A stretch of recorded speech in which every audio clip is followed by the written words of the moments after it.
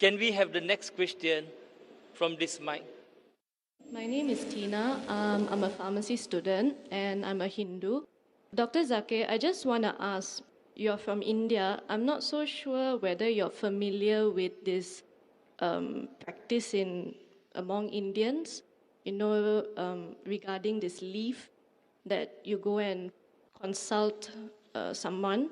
And if you manage to find your leaf, based on campaign and other things like past, future, what's going to happen is all written in that leaf. I don't know whether this is a practice of Hinduism or is something made by the temples or people. And if so, if everything is already written, how is it comparing Hinduism or maybe this practice with Islam, fate and free will? Thank you.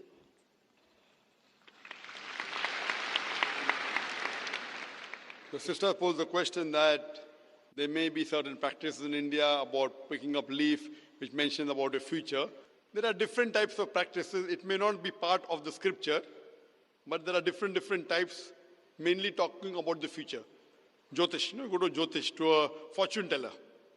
Go to a fortune teller, different types. You see on the streets, there are many cards kept, and a parrot goes and picks up a card, and then they read, and that talks about the future. You go to a machine, put your date of birth, and the machine tells you something. Now, based on this, you go, it's very common, and people make a fast buck out of it. I'll first tell you about it.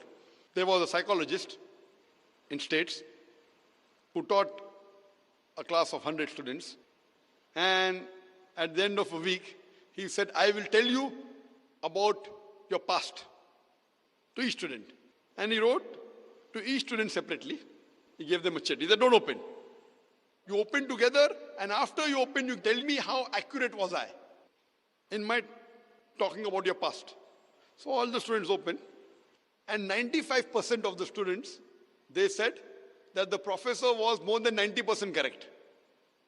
5% said that he was 80% correct.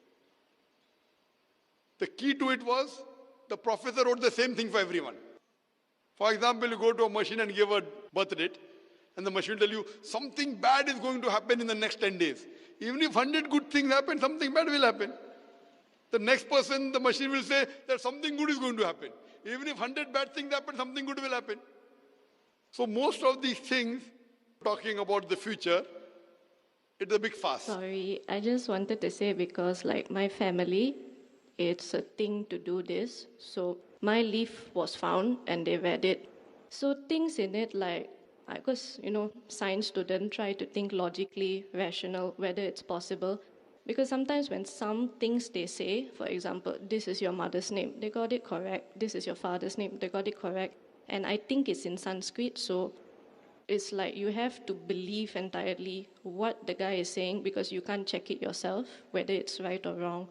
I think I was 16 when I read it, so they said the age where you read it was 16.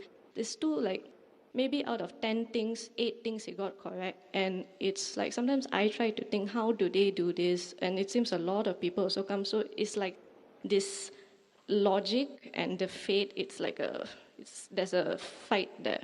Which should I believe? I'll just come to it, sister. Let me complete my answer. That will cover your question also. As I was saying, that most of the people that do is a big fuss. It's a big gimmick, just to make fast money.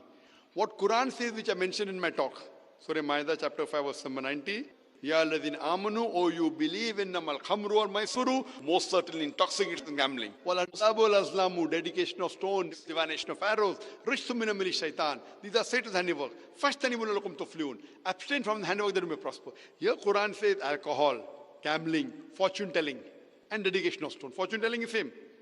These are Satan's handiwork. Abstain from it that you may prosper. Quran does not say that no one can predict the future. See, many Muslims don't realize what the Quran says. Alcohol, gambling, fortune telling, dedication of stones. These are Satan's handiwork. Abstain from it. Quran does not say no one can predict the future. But most of the people who predict the future, they are just doing a gimmick to make fast money out of it. Based on the Quran and the Hadith, we come to know that there are Hadith of the Prophet Muhammad that there are jinns who listen and they pass on the message to certain people. We as Muslims should not be involved in it. It is prohibited. But that does not mean no one can predict the future. Most of the people who claim are all wrong. But there may be certain human beings who can predict the future. But we as human beings should not indulge in it, whether it's right or wrong. It will be bad for us. So based on this, the Quran says you should not indulge in it. Quran does not say you cannot. There are many people who talk about palm reading. And there are times when some people are 50% correct, some people are 70% correct. If you put heads or tails, 50% will be right, sister. No, heads or tails, 50% will be right. So some people do it just by chance. There may be few, maybe a very small percentage who may have the art of knowing about the past. That is mentioned in the Hadith of Prophet ﷺ. But we as Muslims should not indulge in it. We should not indulge in black magic. We should not indulge in fortune telling. Why? It will cause us harm. So in this context, sister, we as Muslims are not allowed. There may be a very small percentage which may tell quite a major portion of your past or of your future. A very small portion. But we as Muslims are not allowed to indulge in it. That's a commandment, like how we are not allowed to have alcohol, we aren't allowed to gamble. So indulging in it is not good, it is prohibited. The same thing I'll tell you, that as a human being, if you agree that Quran is the word of God, the Quran does not allow a human being to indulge in it. It will be nothing but loss in the long run for you. Hope that answers the question, sister. Now, now once I've already seen it, I rather would have not seen it. But because now you know it and then it's stuck here, it's a bit difficult sometimes when you want to just believe in fate or free will.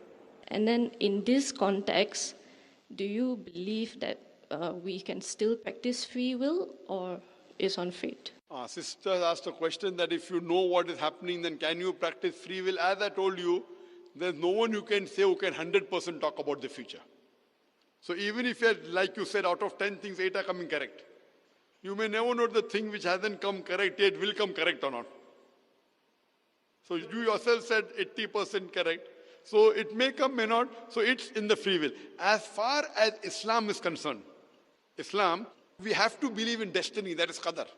It's one of the pillars of Iman that we Muslims should believe in qadar, in destiny. I will tell you what is destiny as far as Islam is concerned. That is clearly mentioned in the Quran that Allah subhanahu wa ta'ala, when a child is born, the father is worn down the neck. It's mentioned in the Quran. Everything what you're going to do, Allah knows. But that does not interfere with your free will. Allah has given a free will. For example, if a teacher is teaching in a classroom for 1 year, just before the final examination, the teacher predicts that this student, he will get first class.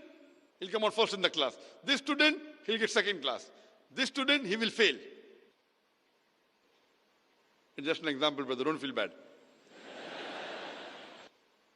Now, when the examination takes place, after the results out, this student comes out first class first, he gets second class, this student fails. Now, can the student who failed tell the teacher, because the teacher predicted I will fail, therefore I failed? Can he blame the teacher? Yes or no? No. Why? Because the teacher knew this student intelligent, used to do his homework, used to attend the class throughout the year, this student average, this student used to go for movies, play hooky, bunk school. So teacher predicted. Same way Allah subhanahu wa ta'ala is ilm ghaib. Now the difference between the teacher and Allah is the teacher as a human being can make a mistake. Can be right 99% but not 100%. Always Allah has ilm ghaib. He has knowledge of the future, but He has given you a free will. For example, you come at a crossroad. There's road 1, 2, 3, 4. You can choose any. You choose road 2. So Allah knows in advance, on this particular date, on the 29th of September, you will come at a crossroad. You will choose road 2. It is not because Allah has mentioned you will choose road 2 you're choosing. It is because you will be choosing Allah road in advance. For example, after you pass standard 12th, your A levels, you can either become a doctor or engineer. You choose to become a doctor. So Allah knows in advance that after you pass your A levels, you will choose to become a doctor. Choice is yours. Not because Allah has written you have become a doctor, because you have chosen, Allah wrote in advance. Now, once you have come at a crossroad, 1, 2, 3, 4, you have taken road 2, you come at another crossroad, A, B, C, D, E. You choose road D. Allah knows in advance that when you come at the next crossroad, you will choose road D. So it is because you will be choosing Allah road. Otherwise, people will say, it's mentioned my taqdeer. I will commit murder, I committed murder. Who's to blame? Allah is to blame, not me. If it's mentioned my destiny, I'm going to rob, I robbed. Who's to blame? Allah is to blame. Allah gave you the option that after you finish your college, you can either rob or earn by doing hard work. You choose to rob. So Allah knows after you finish your college, you could do hard work or you could rob. You choose to rob. So you can't blame Allah. Allah knows in advance, Allah is ilm ghaib. So there is something like taqdeer, destiny, in Islam, but Allah has given us a free will. Allah has given us a free will, we are responsible. Otherwise, then where is the test? And Allah says in the Quran, in Surah Mulk, chapter number 67, verse number 2, Alladhi khalaqal mauta wal hayata. It's Allah who has created death and life to test which of you is good deeds. This life, sister, is the test for the hereafter. So that's the reason Islam says don't indulge in fortune telling about the future. Now, as you're saying, something is always clicking here. So you may think that he may have told you, okay, at the age of 30 you'll die. So you may be thinking, oh, I'm going to die. You may not die. So what if you have done a mistake? Forget it, sister. Take it out. You lead your normal life. Try and find out which is the truth. What you have to do, sister? Do a research. Do a research of various religious scriptures. Which is the true scripture that will give you serenity, calmness, peace of mind. Read that scripture, follow it, and forget what the fortune teller has told you. Even if it comes out to be right, no problem. You do what you feel is right based on your research. That how to lead a life. So this Quran, sister, is the last and final guidance given by Almighty God to humanity. It's not meant only for the Muslims or the Arabs or the Malay. It's meant for the whole of humanity. And if you read this book, inshallah, you would get peace of mind. I request the volunteer to gift you a copy of the English translation of the Quran. You read it, inshallah, it will give you peace of mind. Thank you. Hope that answers the question.